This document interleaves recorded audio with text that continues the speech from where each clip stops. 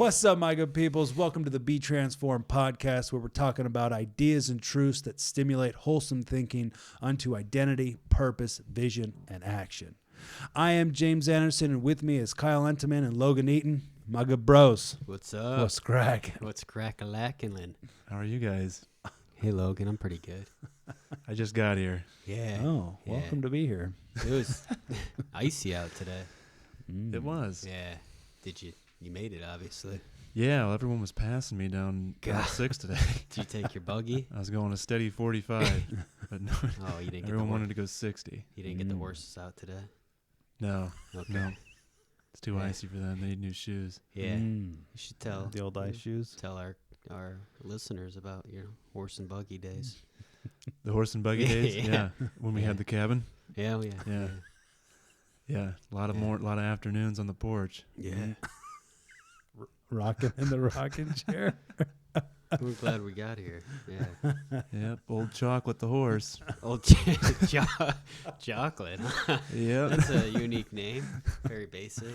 Was it a white horse? Or It was a white White chocolate. chocolate, Yeah. okay. It just had some spots on him. I rode a Like horse sprinkles. Huh? I rode a horse once. You did? Yeah? Yeah, I fell off. Did you really? No, I rode one. It was slow, real slow. Yeah.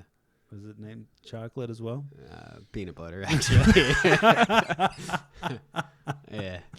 Did you have to drive anywhere today? Yeah, I did. Yeah, it took me. I had Slow moving? to keep my car Traffic warmed jam? up for about an hour beforehand. Yeah, Melt mine didn't even melt the ice. I had to chip it off with a ice pick and a sledgehammer. Yeah.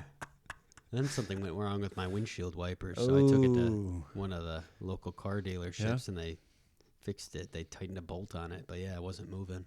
The ice messed it up or something. And mine weren't even working. Yeah. Freezing rain will get you every time. Just drove with the window down. Yeah. That was the best way to do it anyway. Some people With the do that. windshield down? With, I just blew a hole through the yeah. windshield because I didn't have time to scrape all that. No, because you're already 10 minutes late. Yeah. It's hard sometimes to scrape all that stuff. You know, you get going and it's just you leave a whole bunch of it on there still. You know what I mean? Like, I know. What are you talking about? Like the ice, you know, or the ice or the Peanut snow. butter, I think. Yeah.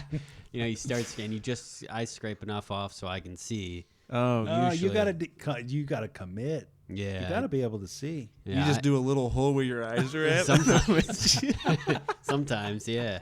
Sometimes, yeah. No. Depends how big of depends how time I got, but it's not the safest thing. But it No, I hasn't would failed say me no. yet. No cops have pulled me over yet. So if I did, I'll just say I in a hurry to the hospital or something. Yeah, my wife's pregnant. Yeah. I'm pregnant, yeah. I'm really sick, but yeah, it works. Nice. What are we talking about today? I don't know. What are Cars and ice, I Cars think. and ice. Yeah. Today, whatever it is, we're talking about perseverance. Ooh, perseverance.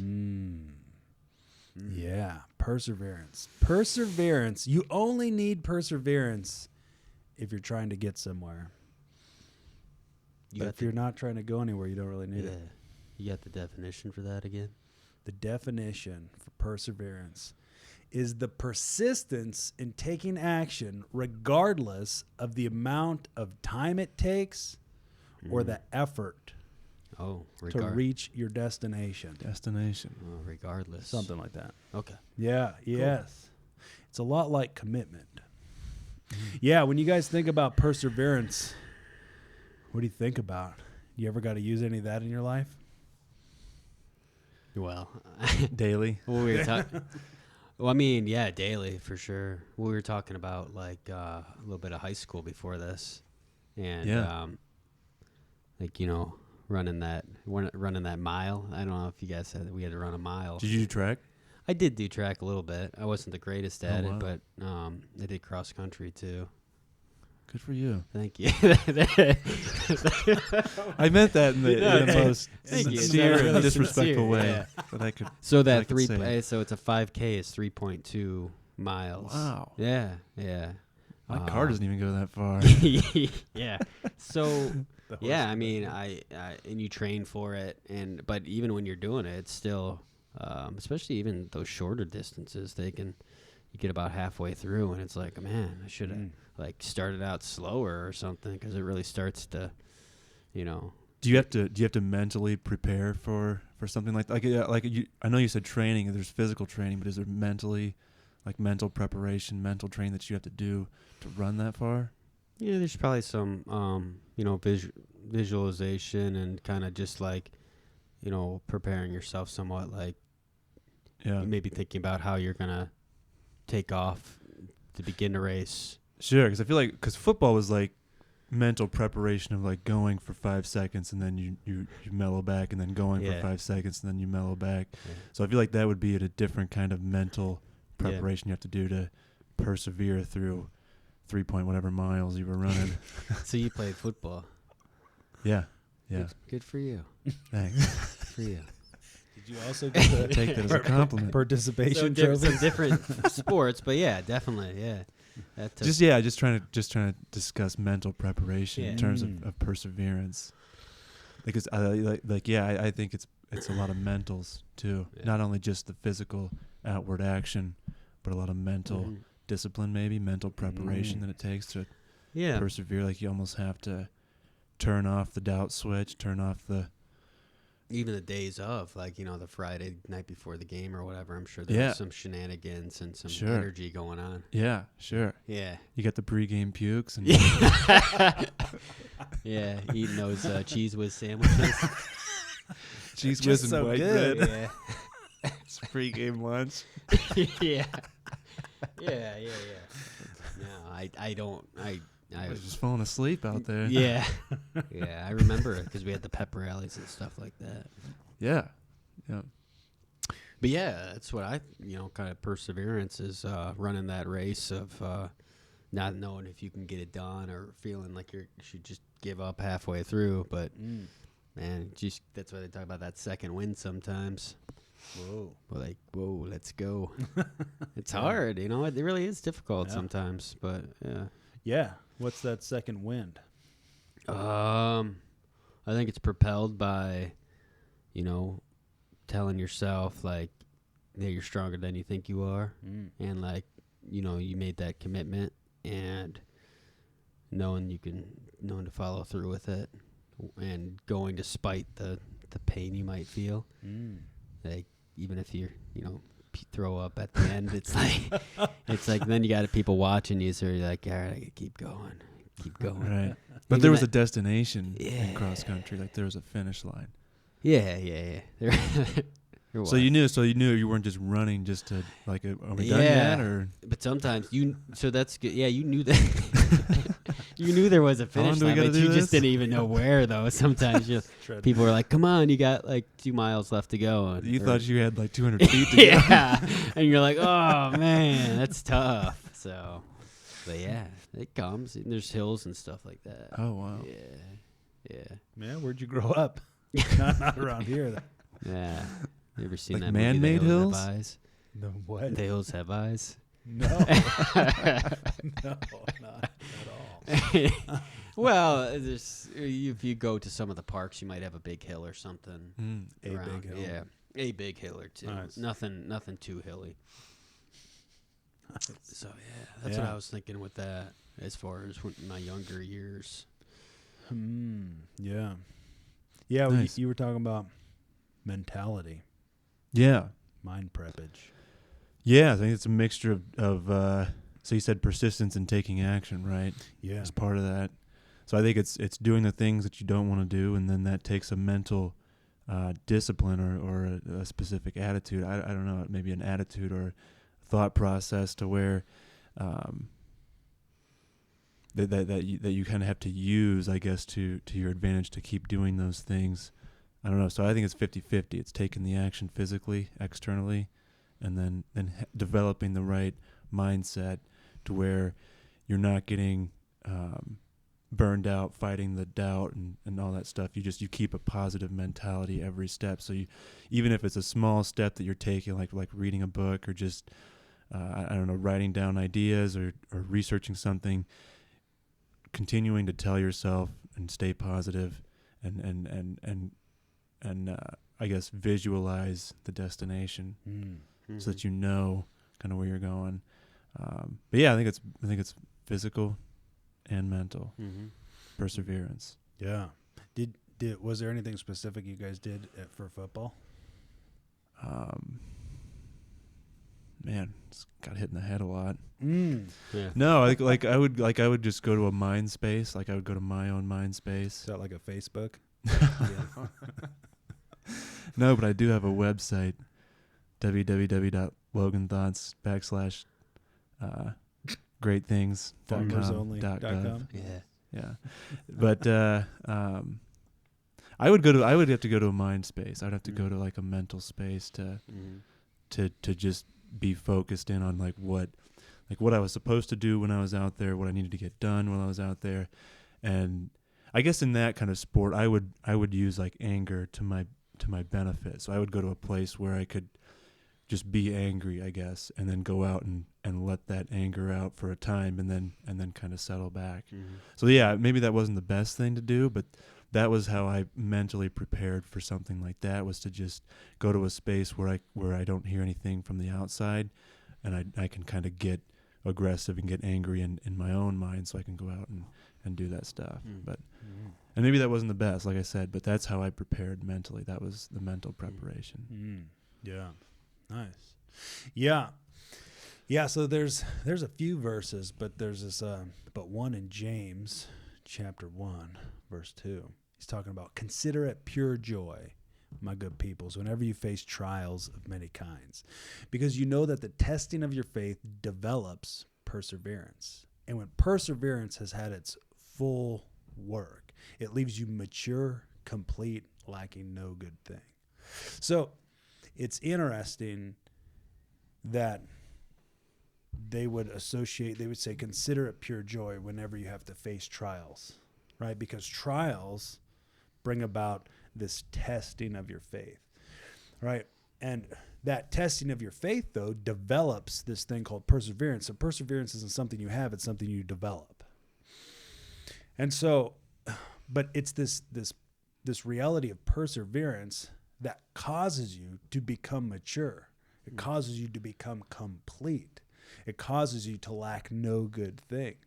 A little bit further down in verse 12, it says, blessed is the one who perseveres under trial, because having stood the test, they'll receive the crown of life God promised to those who love him.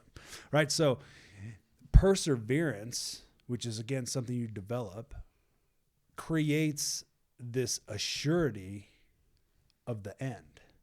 Like the fact that you're going to make it to the end because you refuse to give up.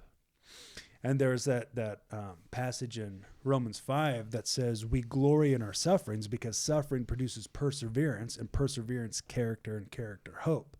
Right? So perseverance brings about maturity and completion, and it guarantees your end result, like your reward.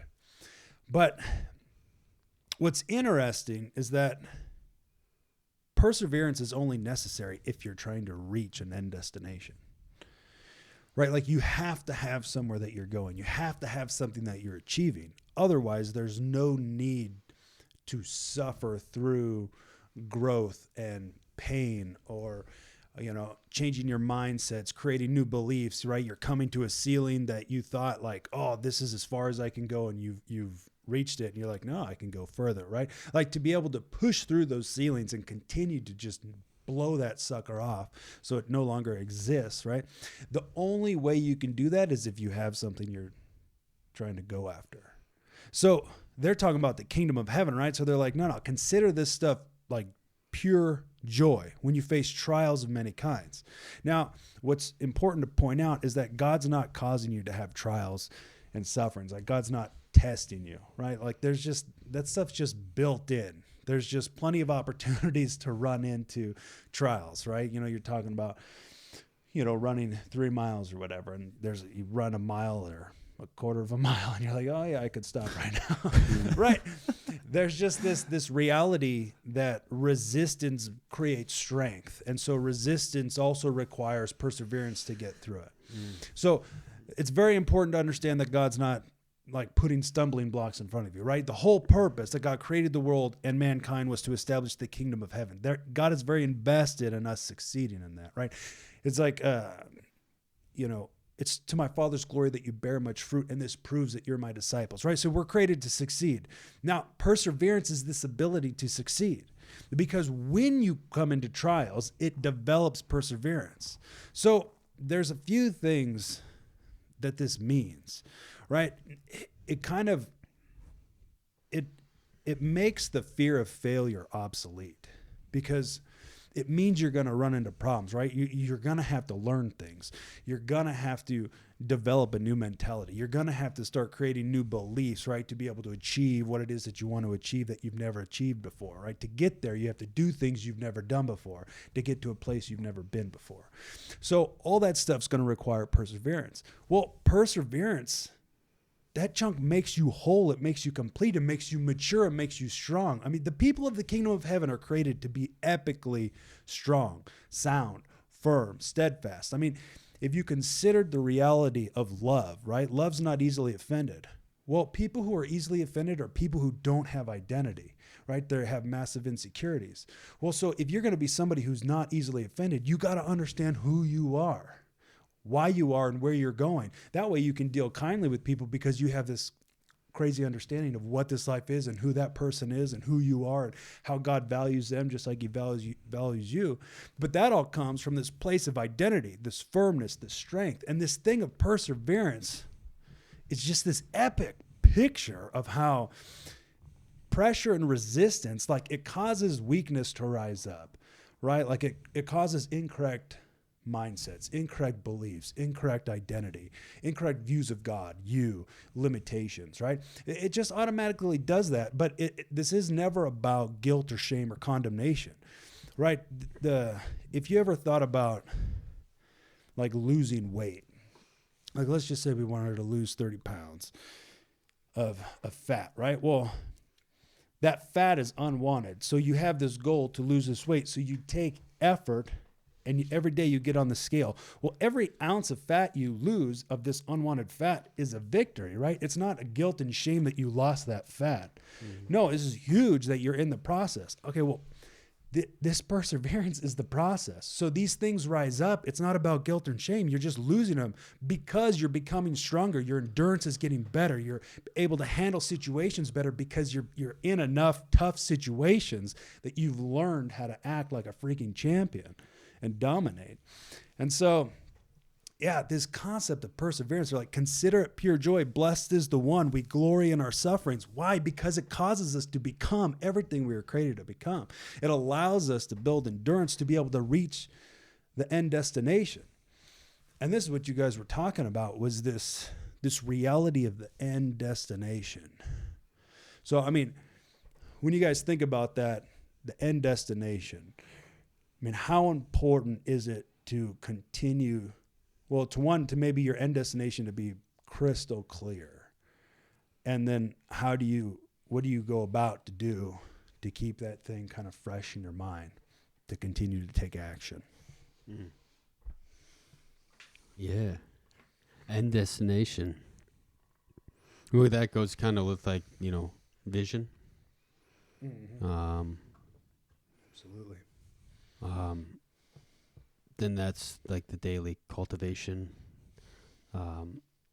So yeah, having that in my mind is really important, because if you don't, then it's easy to get that mindset of, well, it's just a paycheck, or I could be doing something else, or, this path isn't right for me.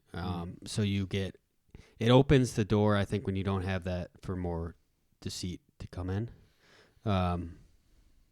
So having that has helped me to be like, okay, well, maybe I don't feel like doing this today, or this is monotonous, or here we go again. But it's like, yeah, but remembering the goal towards the end, just like having a workout routine. It's every day. There's challenges, but having that clear vision is important, at least for me, so that I can focus my efforts on that when I'm feeling like discouraged or whatever like that.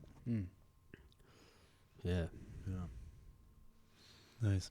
Yeah, I think that I like the strong, sound, and successful. Like be people of the kingdom meant to be strong, sound, and successful. I really like that part because I think I don't know. Sometimes we can miss that if we focus too much about how we fall short or the stuff like that. Then we think that our purpose is to be broken, feeble and drifting and moving in all sorts of directions, and you stay in that. Or could you add in with that like strong, sound, and successful? Could you add in satisfied into that? Sure. You can add in whatever you want. Anyways, Satisfied. that was just another thing that I thought about, like people of the kingdom being strong, sound, successful, satisfied in who they are, satisfied in who God is, and satisfied in what they're doing. Yeah. And then but about perseverance, the importance of the vision is what we were talking about, right? Yeah, the importance of the vision. Yeah, because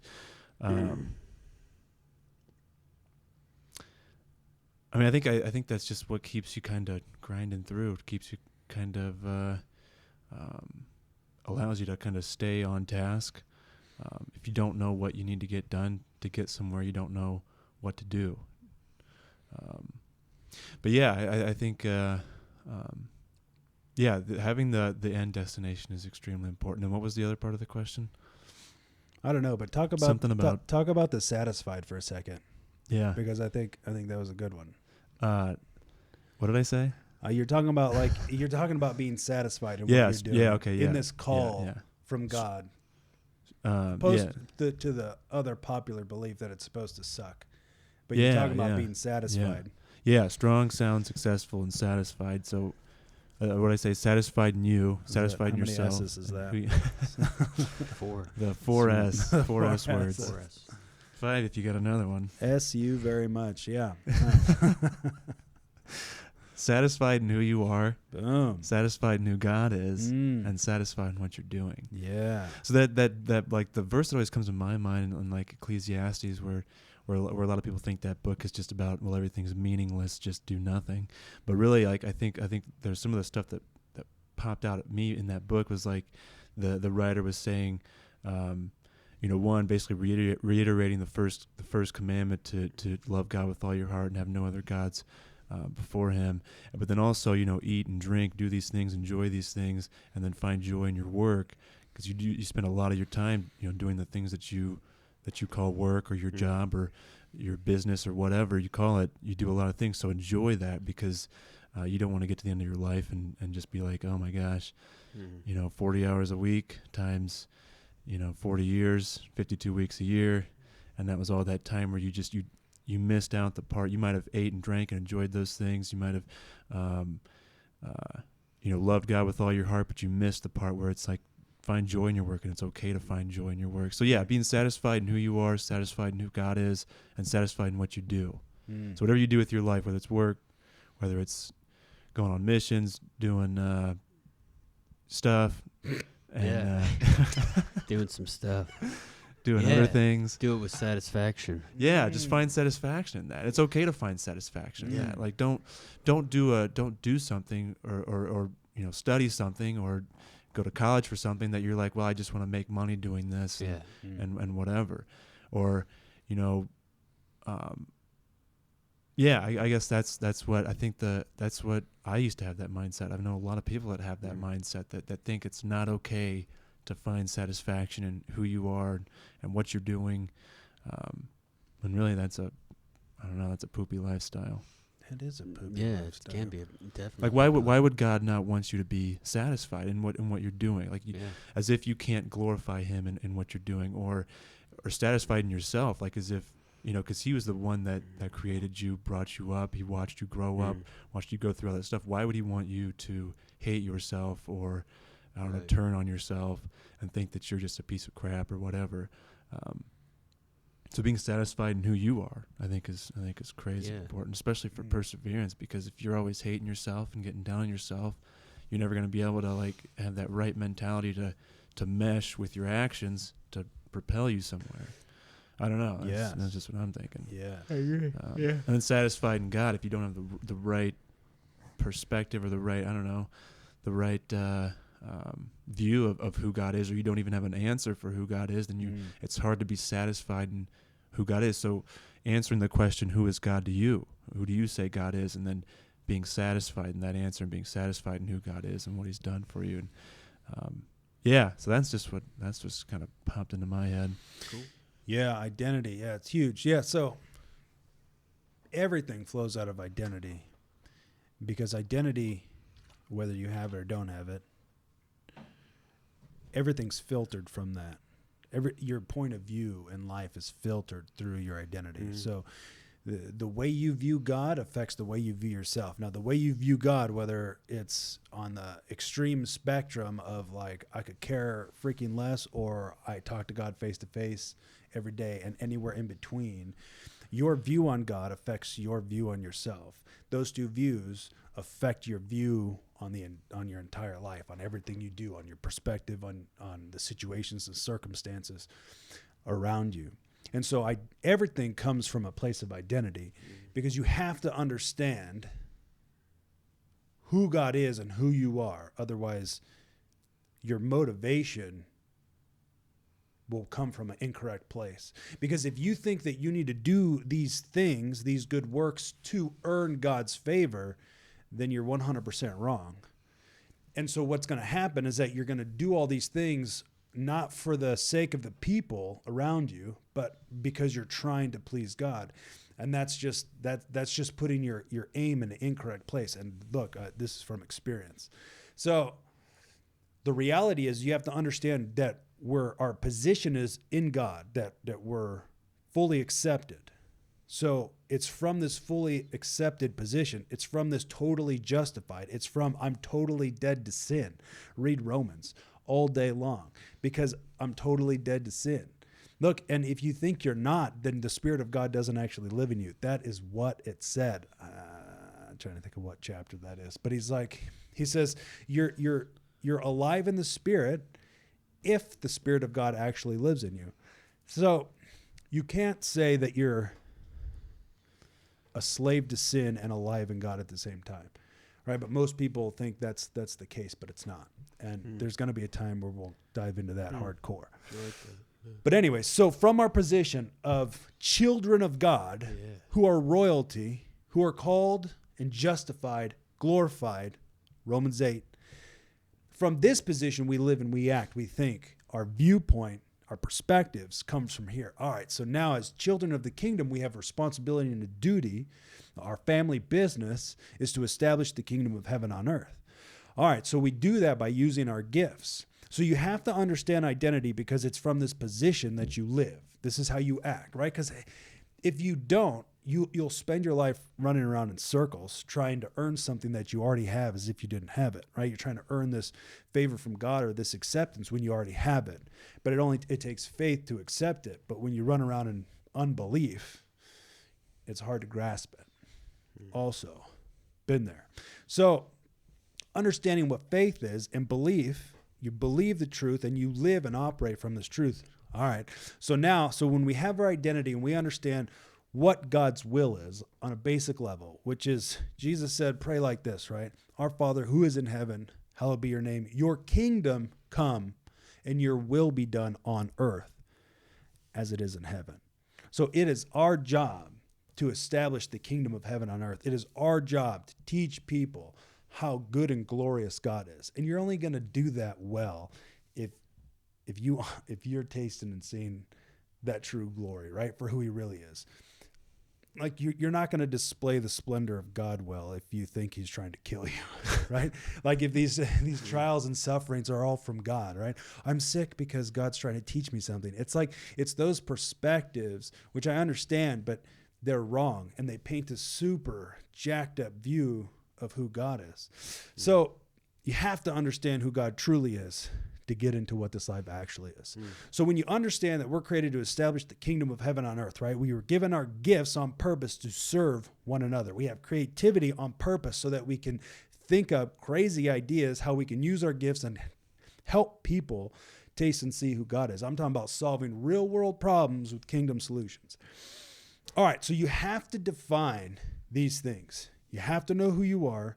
You have to know where you're going, vision, and why you're going, purpose. Right? These things have to be clear. Like you have to know where you're going, and you have to have a good enough reason to get there. So from that, you create a plan.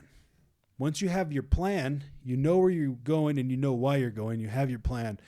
You see a good chunk of the picture.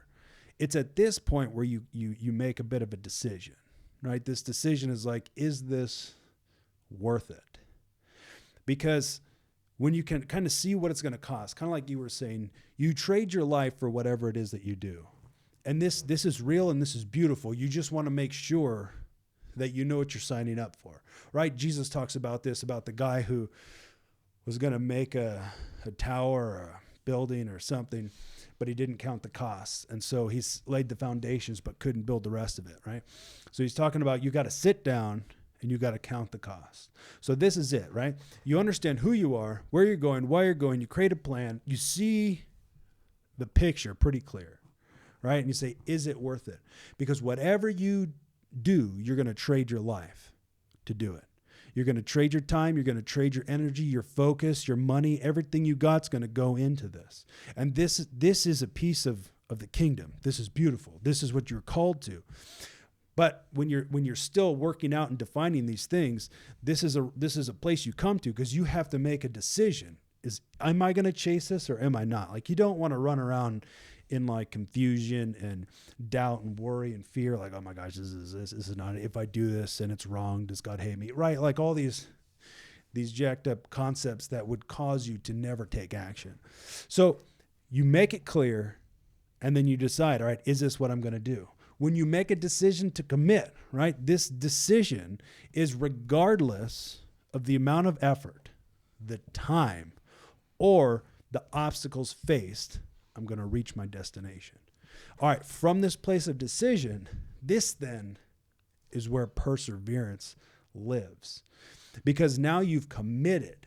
Now, a commitment is something you don't back out of, which I think a lot of people misunderstand that. And people misunderstand this in marriage. They get a little bit confused. They think, oh, well, we fell out of love. We're no longer in love. And I was like, well, you fell out of love. I mean, if you found it in a tree and you took a nap and fell out of it, I guess you could fall out of love. But the truth is, marriage is a commitment, right? This is why there's vows that say through thick and thin, through good and bad, rich or poor. Why? Because those things are for reals.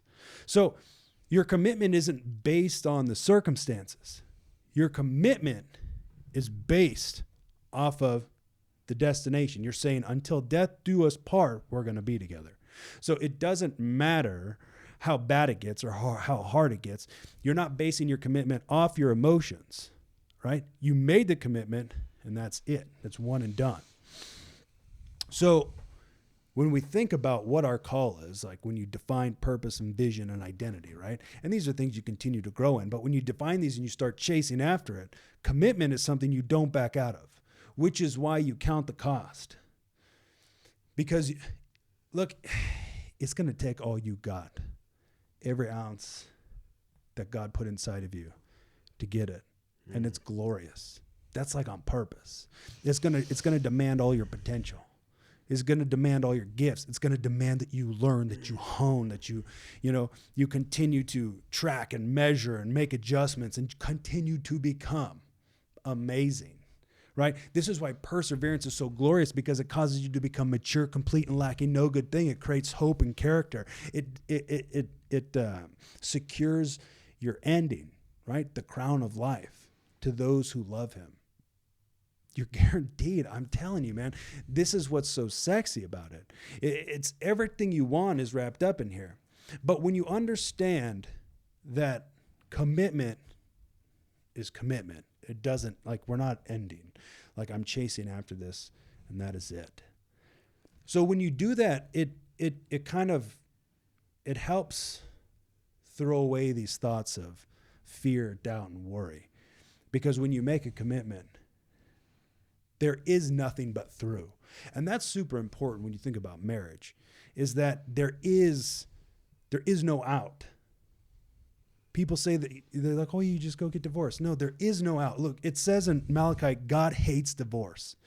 This is for reals. He says, what God has brought together, let not man separate. This is for reals, right? So there is no out. right? Unless we're talking about abuse or adultery. But there is no out just because communicating is hard, right? You don't just crap out. So, but when you understand that, there's this total freedom because you're not afraid of failure, because you're not afraid that they're going to leave you. Fear comes from punishment, right? Like, this is how most people live in terms of God. It's like, well, if I mess up, then is God going to hate me? Does God not love me? You know, there's this constant fear of like, man, if I don't do enough, then, you know, something bad's going to happen. It's like this, you're never secure in who you are in God. Well, when you understand commitment, that flies out the window. So the fear of failure also flies out the window, because there's a process to getting to where you want to go. And a process is something that takes time and takes growth. It takes learning and problem solving. So that means while you're in the process, there's never a threat of you being disqualified. So you ditch the fear of failure. You know that you could go out there and fail big. You could keep failing big. It doesn't matter. It just matters that you continue to hone and review. Why are you doing what you're doing and where are you going? You're like, okay, how can I get better at this? What can I do? You know, can I add this to what I'm doing so that I can push me even further? I could reach more people. I could do, you know, like, it's all about just progressing. It doesn't matter how many times you mess up, get jacked up, fall down, be like, holy frick, this junk's tough, right? But see, trials bring about the testing of your faith, right? Testing of your faith develops perseverance. Here's what happens. So trial brings about this test. All right, this test brings you options. This is a multiple choice test. It's, if everything was easy, like, you would just keep going. But because it's difficult, you have these opportunities. You've got these options, right? You could quit. You could look for an exit because that junk just got freaking hard, right? You could look for an exit. Or this is an opportunity. This is a testing of the faith, which develops perseverance, which develops maturity, right? Completeness. It develops character. It develops maturity, right? So here's an opportunity. Well, oh crap, it's hard. All right, well, this is a place to check your resolve, check your commitment, right? Like, oh no, I made this commitment. I'm just taking a breather, right? I'm not looking around for an exit. I'm just taking a 10-second, taking a knee real quick. Just got punched in the face by myself. But yeah, you know, take a knee and then get up and keep jamming, right? So perseverance is this glorious thing about victory, about strength, about becoming, about being people who are unstoppable, who are relentless, who will not be stopped. Yeah. What do you guys think about any of that? Amen. Yeah. Definitely. Yeah. So kind of like that, just having like a can't lose mentality. I think that's what popped into my head about perseverance as part of it. It's just having that can't lose mentality. Otherwise, if you think you can lose, or that you somehow could fall out and be destroyed, then you don't move and take action where as if you could, if you believed you couldn't lose. You don't move and take action the same way as if you believed you couldn't lose or you can't fail. Yeah. Oh, thank you, Logan. Yeah, did I steal that from you? Yeah, no, that was good.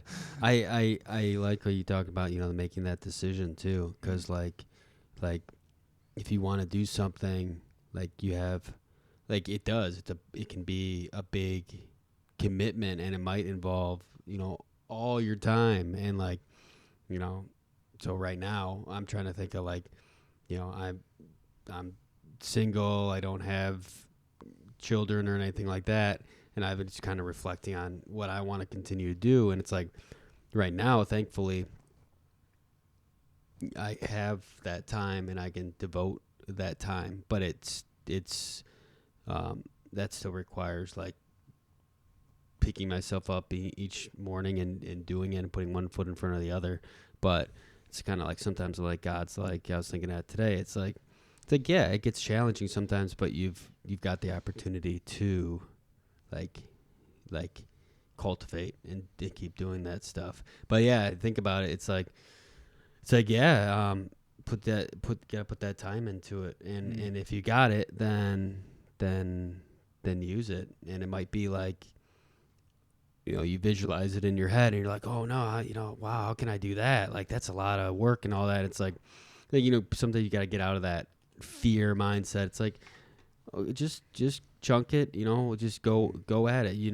Don't try to catastrophize it in all one bit. Like, just go with the flow, take care of yourself, and trust and pray and keep moving forward despite what your mind might think of. But if I get to this point, then it's going to be really hard, or how could I do that? It's like, well, we're not there yet, so just go with the flow and trust God that he'll provide when that time comes. But yeah, that's what I was kind of thinking of that. Yeah, that's awesome. Yeah. Just keep. Yeah. I think. Yes, I mean, we talked about this before. Where, so you have this vision, and it's big and it's huge and it's in the future. And so sometimes you can look at that and you can get kind of caught up in that, but there's this coming down from that like, if that takes 1,000 steps to get there, step 999 is going to look a lot different than step 1, right? So the process starts small, but just kind of like you're talking about, like this, just like creating a plan, right? And making achievable goals. Make your vision absolutely nuts in God. Like, let it, and because I got to be honest, man, I think what we're called to is this is hard to grasp, but it's bigger than you could even imagine. So if somebody told you, you wouldn't believe it. But I find as we keep going, you see it keep growing, right? Like, I'm doing things now with volume, which just compared to myself is more volume than probably I would have ever thought. And I have ideas to do even more, which there would have been a time where if I would have thought about that, I'd be like, that's impossible. Sure. Yeah. Right. But as you continue to go, you continue to grow, right? Like, as you're faithful with doing the little bit, your ability grows. As you become responsible for what you're called to do, and you keep showing up and you're faithful in your duties, your ability grows, right? Because it's pulling on your potential, causing you to grow in maturity, in ability, in skill, in experience, right? So this process causes you to be able to bear more weight, right? That's trials and these things. Like, you think about going to the gym, which we talked about, like, you go there on purpose to put yourself like in trial, right? In suffering, if you will, like uncomfortable state. Yeah. Like, you put a load on yourself because with repetition, you will become stronger, right? Your muscles tear down so that they can grow up bigger. And so we'd go to the gym on a regular basis on purpose to go get into this place where we're going to have resistance on purpose. Like, we make it uncomfortable on purpose because we're trying to get strong. Well, this is what they're talking about. This is perseverance. We love it because it's helping us get to our goals. It's helping us achieve. It's helping us become. Like, we love it. It's like going to the gym. So it's not like this life is hard mentality. It's like that, man, this is every step is like a step closer to the end goal. It's like it's just like you have to flip the switch, flip the mentality, where instead of this is like, oh my gosh, this is so hard, right? Where you start focusing on the failures, on the struggle, on the pain. When you focus too much on that stuff, it can take you down the wrong path. You can start seeing this illusion of failure and quitting because, oh man, that's getting tough. But now we like the tough because the tough is going to take us there. I mean, you look at any of these elite, like, military forces, right? I mean, they go through like the craziest training, but the training's on purpose. Like, there's these Navy SEALs that are talking about how they train so hard that when they get to combat, they're like, oh, that's it. Like, that's all this is. That's all you got. Like, they try to train harder than they'll ever experience so that they can dominate whatever they do experience. But so that's willfully, that's intentional, that's like on purpose. It's not just to suffer, it's to because it's going to allow me to go further than I ever thought possible.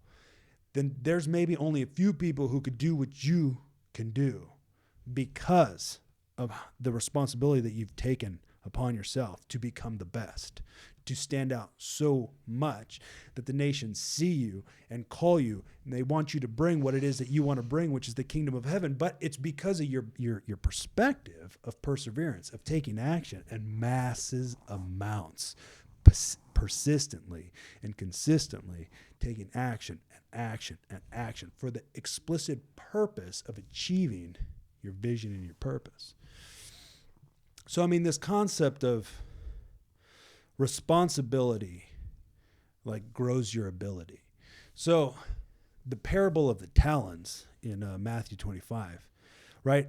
Jesus is telling these parables. These parables are legit pictures of what the kingdom of heaven is like. So he's like, this is what the kingdom of heaven like for reals. This is what it's like. He says a master gathers up his servants, gives them his money. Like this was just one of them, but he gives his servants responsibility. Then the master leaves for a really, really long time, like an awkward amount of time. Like, is that guy dead? Is he coming back? Like a really freaking long time, right?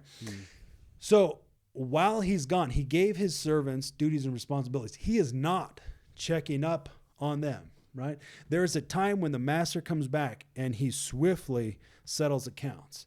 But in the meantime, the duties and the responsibilities have been dished out. Now there's this expectation, there's this reality that there is growth, there is increase that is demanded.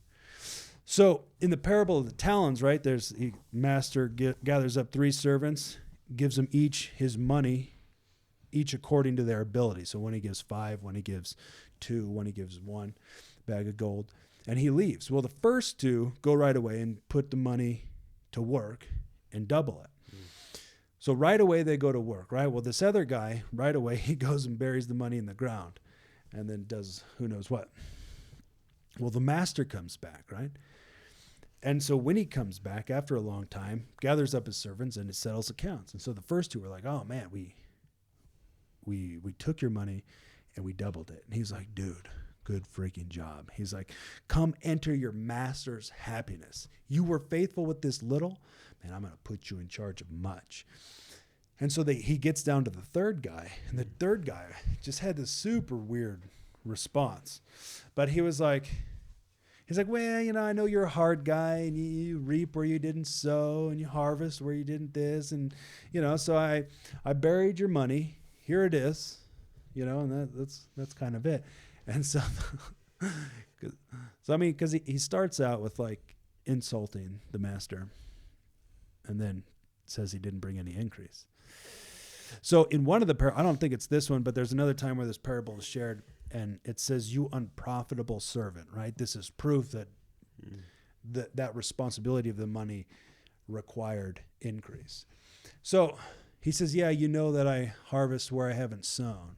He's like, well, then you should have at least put my money in the bank where it would have gained interest. You should have at least, right? So this servant would have known that he was supposed to make that stuff increase. So what's interesting is, like, in my mind, there's two perspectives that I think about with this guy. Like, one could be that the master was actually super nice, super forgiving, and so he thought if he pretended to be afraid that the master would forgive him for being lazy, or forgive him because he didn't work because he was scared, instead of the reality that he was lazy. So, but if that's the case, he was dead wrong, because there was accounting. Accounts were settled. And what you did mattered. And what you didn't do mattered. And this is a picture of what the kingdom of heaven's like. So the other one is that the guy's just a freaking idiot and he just didn't want to do anything. But if in fact he was afraid, I mean, the thought is that if he was afraid of the master, he would have went right away and made increase, because he would have been afraid of the punishment that would have incurred, right? So regardless of this dude's mentality, this guy was cut into pieces and chucked out in the darkness where there's weeping and gnashing of teeth with the hypocrites, right? There's this reality that we have duties and responsibilities that we are meant to get into. And this reality of perseverance is a huge part of it, because there's this reality where the master has gone for a really long time, like a super long time, you could almost forget and just go about life doing whatever you wanted, right? That's what this other parable's about with the faithful steward, right? So the master going on a long journey, right? They're all about this master going on a long journey. Why? Because Jesus came, gathered up his people, says, you go make disciples of nations, and then he left. He says, I'm going to be with you, but you're the representatives that bring the kingdom. All right. These are the duties and responsibilities we hold. So the master gathers up his servant and says, hey, in this one particular case, he says, I'm putting you in charge of the other servants. You're going to give them their food, at their proper time, and this and that. And he says, blessed is the servant who, when the master returns, he finds his servant doing what he was put in charge of. But let's say this servant is wicked, right? And so when he finds out that his master is gone for a long time, that means that he was doing his duties, but the master was gone for a freaking long time, like to the point where he's like, dude, I just don't know if this is worth it, or if he's ever coming back. Maybe it doesn't matter. So this guy casts off restraint and starts beating everybody and starts eating and drinking and having parties and using everything that the master has just for his own purposes. Well, when the master comes and finds him, he'll come at an hour this guy is not expecting. And this guy will get dealt with according to what his life, what he did. But there's this reality with perseverance, as that this life, right, it's easy to get distracted. It's easy to lose sight of that vision, of that purpose. It's ridiculous how easy you could forget why you're doing what you're doing. It boggles my mind. So, but this is where it becomes so important. One, the environment you keep. And then two, you just continue to review. What are you doing? Why are you doing it? What are you doing? Why are you doing it? I'm taking action. I'm taking action. I'm reviewing. I'm taking action. I'm reviewing. I'm action, reviewing, right? It's this constant, because you're creating new beliefs. You're continuing to take action, right? Because at the end of the day, there's a day where Jesus will return, right? And there's another parable where he's going to separate people like a shepherd separates sheep and goats, right? And to one, he's going to say, come and enter the kingdom. And to another, he is not. He's going to say, depart from me, for I never knew you. But both people seemed to know who he was. But he says, whatever you did to the least of these, you did to me. And whatever you did not do to the least of these, you did not do unto me. And there's just this reality of responsibility. And there's this reality of perseverance as a massive part of that. What do you guys think about any of that? You have anything, Kyle? I'm sure I have a lot. Yeah. Full head up there. Yeah. I was thinking a bunch. Yeah, but yeah, that responsibility, like you're talking about the guy who the master went away and he was given he was out causing shenanigans when the master was away. Is that what was going on? The second one? Yeah. Yeah, Like, he was and causing shenanigans. so he kind of was like, well, the cat's away, the master will play or whatever, like that, something like that. I think verbatim. So bro. it was like, it's like, The cat's yeah, away, the master will play. I know, yeah. But just kind of sticking to your guns and doing the right thing, because you're working towards maybe not working towards that purpose and continuing to that importance of having that in your head, the vision, because when you get off track or think you can just goof around and no, there's a time for that, but like we talked about earlier, using that time constructively, because we have this time, so, and it's a gift, we have this time, and to use it like productively, because we all have the choice on what we can do with it, what we want to do with it, but and then like him coming back and being like, whoa, what have you been doing, causing shenanigans when you could be doing a lot more with this. So he sounds like he kind of squandered that valuable time. And then the guy was like, geez, kind of thinking like with my own life, just, using this time that I have to be productive with it. Because I don't want to be like that guy who's causing shenanigans. Oh, gosh. Not why the cat's out. When the cat's away. Yeah, when the cat's away, master's gonna play. Yeah. So I always. That's my take on some of that stuff. You got anything, Logan? Yeah. Yeah. I do. I don't know if I want to say it. That's okay. There's a lot to digest there. Yeah. About the cat or what? Yeah. About the cat. Yeah, it's easy to be afraid of accountability and responsibility when you place too high a value on the social media, the Facebook, the Instagram, the Netflix that's calling your name after your work, or even your job, the security. You place too high a value on the security of your job, the security of your paycheck, the weekly, weekly routine and monotony. When you get comfortable doing that and you start to place value in doing that because you're secure there and you're comfortable there, it's easy to start becoming afraid of accountability and responsibility and the effort that it's going to take to go somewhere. And that's where excuse starts to come in, and you start to make excuses and start justifying why you don't want to move, or why you're not moving towards a specific destination. And so I think it's just,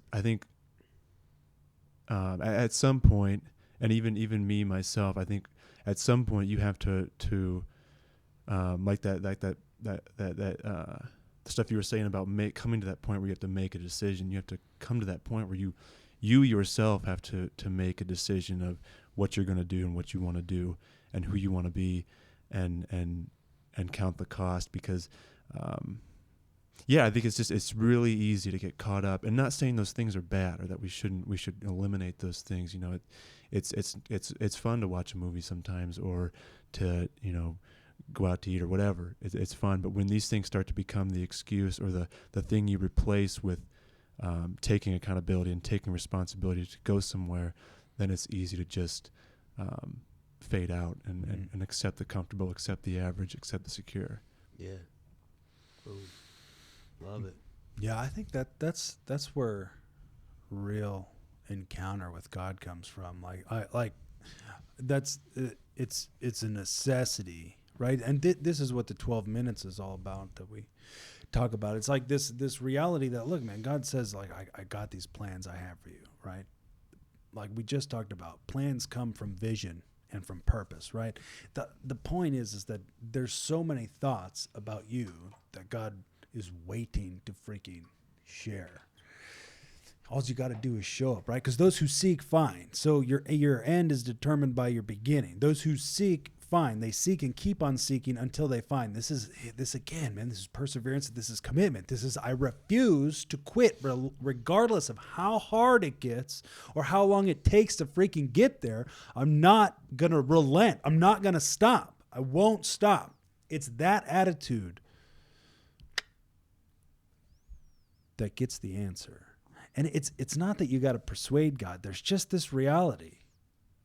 Jesus talks about this reality, right? About this guy, right? It's late at night. He's got a friend, a visitor came over. He goes to his next door neighbor's house and knocks on the door and says, hey, man, I got this guy came in. I need some bread. Give me some bread. The guy's like, man, I'm already in bed with my family, dude. Just can't help you. The guy knocks again. He's like, dude, I need some bread. The guy's like, no. He keeps knocking and knocking and knocking. And this Jesus, he says, this guy, he'll get up, not because they're friends, but because the guy won't stop. He's talking about prayer, though. Yeah. This is a reference to prayer, which is interesting. But here, look, don't get scared, because God's not looking to withhold from you. There are times where perseverance is absolutely what is necessary. But look, I'm telling you, if you get into this, if you're in this spot where you're like, look, like you're making excuses, you're like, I'm not sure, I'm not this, I'm not that. I'm telling you, if you sit down on purpose and seek God, be like, God, for reals, what the freak is my life to be about? Like, who am I? What am I? Seeking is more than just that, right? But there's also the learning factor. There's the learning, studying, exploring, and understanding this reality. But anyways, but as you seek, you will find. So you need this encounter. You need to hear from God. I'm not talking like a burning bush, but if you have one, definitely let us know, because we'll all be jealous. But you need to hear from God. It's that voice then that's like, all right. It's that when you start to hear that, well, that word from God is like a seed, right? Full of potential. What something starts out as is not all that it's created to be. But as you tend it, as you cultivate it, you think about it, you meditate, you marinate, right? You put it in your imagination, you dream about it. This thing, it starts to take root. That seed starts to sprout, starts to get into your guts. And it creates this thing called desire. Well, when desire is fully conceived, it creates action. So you got to hear and get clarity on what it is you're after. And then you got to build this thing called desire. And then you got to freaking take some action. But yeah. But this is the life. Look, you're created and set up to succeed, not to fail. So again, God's not withholding. This is set up to succeed, right? He says, anyone who remains in me and I in him is going to bear much fruit. Why? Because that's the proof of life, right? He says, if you remain in me and my words remain in you, then you're going to ask what you desire, which is what we just talked about. So if you remain in me, that's belief in what Jesus actually said about what this life is about and who we are in him. Belief. Right? Then he says, my words remain in you. That's a continual cultivation of the truth. That's stuff that changes your perspective. It changes your beliefs. You start conforming to what you hear, and you start taking action based upon that. Well, that stuff starts to create this thing called desire. Desire is like a craving. It's a longing. It's I have to have what it is that I want. He's saying it gets back into the satisfaction thing, where it's like what you were called to do, you were equipped to, which means it has everything to do with everything you are, which means you want to get into it. Like, it's an incorrect perspective to think whatever God has for you is going to suck. That idea was born from hell. The whole purpose of the thief is to steal, kill, and destroy. So if he can convince you that following God is going to suck, then you're going to drag your feet. Nobody's going to be attracted to following you. If you think that the life God has for you is supposed to suck, or what you're supposed to do is supposed to be hard or not hard, but just when your passion doesn't align with what you want to do or what you are doing, and I guess that just reflects people. I don't know what how did you word that? I don't know. Anyways, you won't attract people if you live like that. You won't attract people following you if you're going to live like that. You won't bring the kingdom of heaven to people outside of the kingdom of heaven if that's what your life looks like, because they're looking for something. They're looking for they want to taste and see that God is good. They don't want to taste and have the sour taste in their mouth. They want chocolate. Yeah. Or peanut butter. Not sour Skittles. Oh Shoot. I like a good sour Yeah. Skittle. Yeah. I mean, because that speaks of, like, I just heard this word today, but anyways, congruency. But it's like Whoa. your mind and your body are going in the same direction, right? Like your inside guts are aligned with God's guts, right? There's this place and cultivation in the truth and who God actually is and who you actually are. There's this place that as you dream, you can no longer distinguish between your heart and God's heart because they're the freaking same. That's the kingdom of heaven. Look, freaking God created the world and created us on purpose in his image. On purpose, man.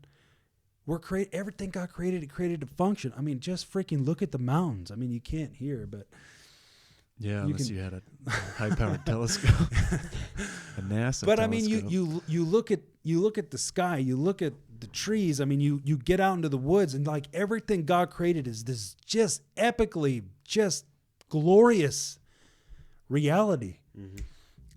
Beautiful.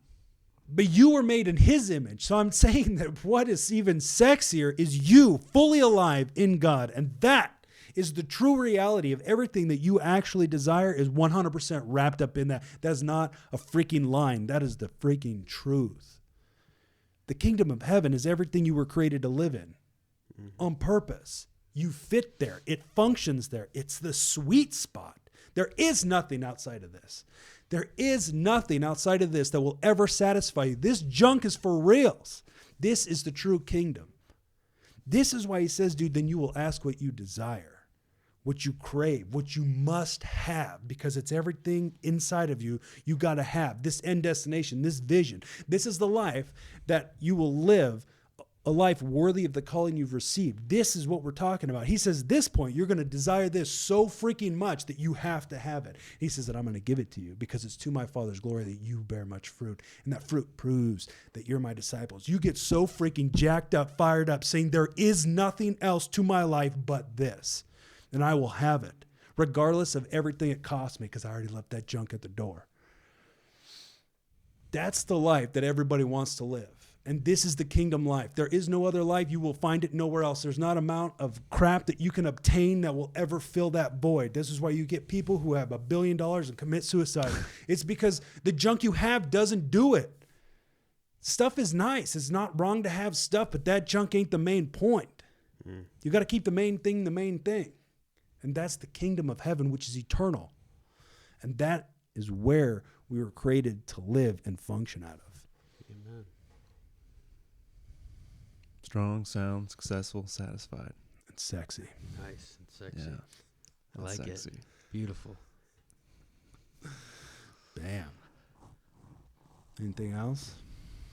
That was awesome. Sweet. My good peoples. Keep it sexy. Yeah. Real sexy. Man. Should I do a slow turn like this? Yeah. My good peoples. Peace. Peace.